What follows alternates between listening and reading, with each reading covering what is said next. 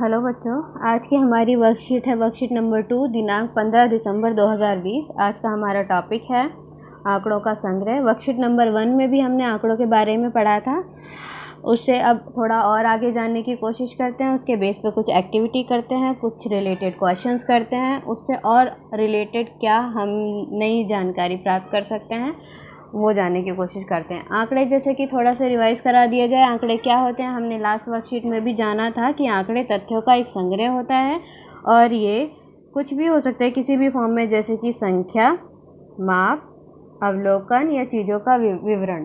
संख्याओं के फॉर्म में शब्द, कोई भी लेटर दे दिया हो गया हो, माप किसी का भार दे दिया हो, किसी की ऊंचाई दे दी गई हो, लंबाई दे दी गई हो, चौड़ाई दे दी गई हो, तो वो भी किसी भी फॉर्म में हो सकते हैं ये आंकड़े। ठीक है बेटा, जब इनको क्रमबद्ध तरीके से लगाया जाता है तो इनसे इच्छानुसार जानकारी प्राप्त की जा सकती है। तो अब हम आगे बढ़ते हैं और आगे पढ़ते हैं। यदि हम अपने मित्रों की रुचि, किसी विषय में उनके अंक, उनके पसंदीदा पोशाक, प्रिय खेल, किसी महीने में उनका जन्मदिन आता है जानना चाहते हैं, तो हम अपनी ज़रूरत अनुसार विशेष जानकारी के लिए आंकड़ों का संग्रह करते हैं। यानी कि हम कोई भी किसी भी फॉर्म में डाटा, अगर आंकड़े अगर कलेक्ट करना चाहते हैं, संग्रह करना चाहते हो, यानी कि किसी विषय में अंकों का आंकड़ा बनाना हो, किसी को कोई ड्रेस पहननी पसंद हो, उसके आंकड़े इकट्ठे करने हो, कितने लोगों को कौन से खेल या किस महीने में खेल पसंद है, ये आंकड़े इकट्ठे करने हो, किस बच्चे का किस मंथ में जन्मदिन आता है वो आंकड़े इकट्ठे करने हो, तो हम अपनी इच्छा अनुसार किसी भी तरह के आंकड़े इकट्ठे कर सकते हैं। जैसे कि यहाँ पे आपको एक क्रियाकलाप दिया गया है। अपने दोस्तों, रिश्तेदारों या परिवार के सदस्यों के साथ बातचीत करें और जानें कि किस महीने में उनका जन्मदिन पड़ता है। कम से कम 15 अधिक अपनी इच्छानुसार इन आंकड़ों की मदद से निम्न तालिका को पूरा करें। यानी कि आपको अपने रिश्तेदारों, परिवार के सदस्यों या दोस्तों से जानकारी प्राप्त करनी है और आंकड़े इकट्ठे करने इस फॉर्म में कि कितने लोगों का बर्थडे इन मंथ में आता है। तो आपको एक यहाँ पर तालिका दी गई है, यानी कि टेबल दी गई है। इसको फिल करना है कि जनवरी में कितने लोगों का बर्थडे आता है, फरवरी में कितने लोगों का बर्थडे आता है, मार्च में कितने का बर्थडे आता है, अप्रैल में, मई में, जून में, ऐसे आपको ये तालिका पूरी करनी है। ठीक है बेटा। फिर अब हम आगे बढ़ते हैं।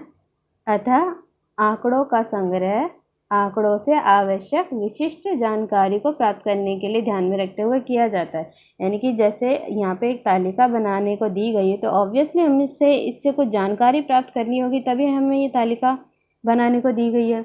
इन तालिका से अब हम और भी कुछ इसकी अंदर की जानकारी प्राप्त कर सकते हैं, जैसे कि कितने लोगों का बर्थडे सितंबर में आता है, या यूँ बोल सकते हैं कि सबसे ज़्यादा जन्मदिन किस मंथ में आता है। तो यहाँ पर जब संख्याएं लिख लेंगे, आप आंकड़े इकट्ठे कर लेंगे, उसके अनुसार हम जानकारी या उन सवालों का जवाब दे सकते हैं। चलिए आगे बढ़ते हैं। यहाँ पे एक उदाहरण दिया गया है आंकड़ों के रूप में। यहाँ पे कुछ लेटर्स लिखे हुए हैं, देखते हैं, पढ़ते हैं इसको। उदाहरण, 7वीं कक्षा के 20 छात्रों की रुचि इस प्रकार है। यानी कि रुचि, इंटरेस्ट, उनको किसी चीज़ में इंटरेस्ट है। ये अब RWS की फॉर्म में कुछ इंटरेस्ट लिखे हुए हैं। यहाँ पे देख लेते हैं। R मतलब पढ़ना, W मतलब लिखना, S मतलब गाना। इतने बच्चों को पढ़ना, लिखना और गाना, ये इंटरेस्ट के अनुसार कुछ आंकड़े दिए गए हैं। तो यहाँ पे जानने की कोशिश करते हैं कितने बच्चों को क्या क्या पसंद है। तो एक तालिका बनाई हुई है, तालिका बनाते हैं। तालिका बनाई हुई है, उसमें फिर रुचि और छात्रों की संख्या।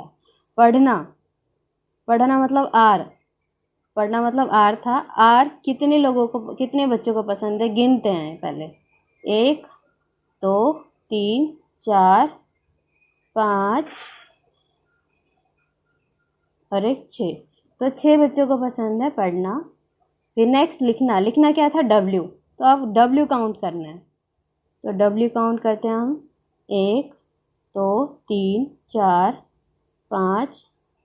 तो फिर यहाँ पे आगे लिखना कितने बच्चों को पसंद है, 5। गायन क्या है, S। तो अब S लेटर काउंट करते हैं। 1 2 3 4 5, 6, 7, 8, 9। तो 9 बच्चों को गाना पसंद है। तो एक टेबल के फॉर्म में हमने डाटा लिख लिया।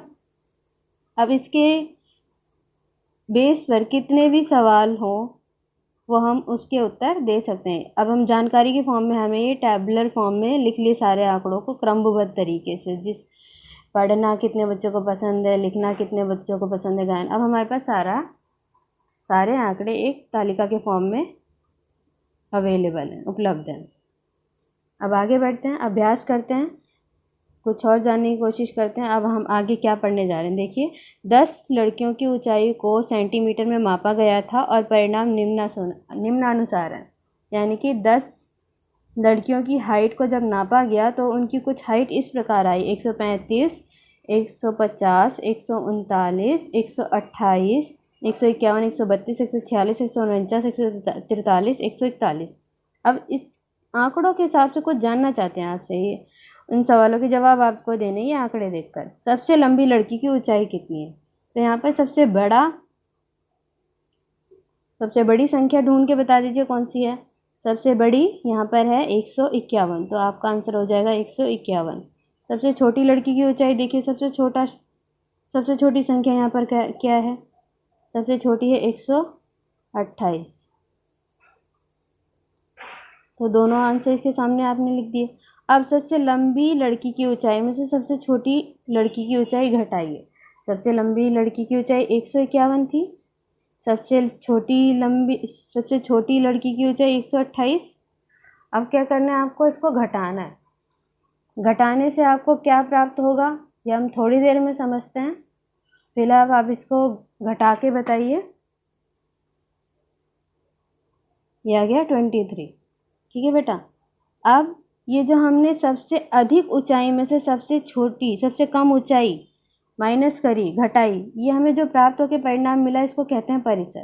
तो हमने यहाँ पर एक नई चीज़ जानी कि जब भी अधिकतम मान में से न्यूनतम मान यानी कि सबसे कम मान को घटाया जाता है तो हमें आंकड़ों का परिसर ज्ञात होता है। तो यहाँ से हमने एक नई चीज़ सीखी कि परिसर क्या होता है। जब भी आंकड़ों में से सबसे अधिकतम मान, सबसे ज़्यादा मान घटा दिया जाता है अधिकतम मान में से न्यूनतम मान घटा दिया जाता है तो आपको परिसर प्राप्त होता है। ठीक है बेटा। ये आपकी आज की वर्कशीट है, ये आपको करके ग्रुप में सेंड करनी है। अब हम नेक्स्ट वर्कशीट के साथ मिलेंगे। ओके बेटा।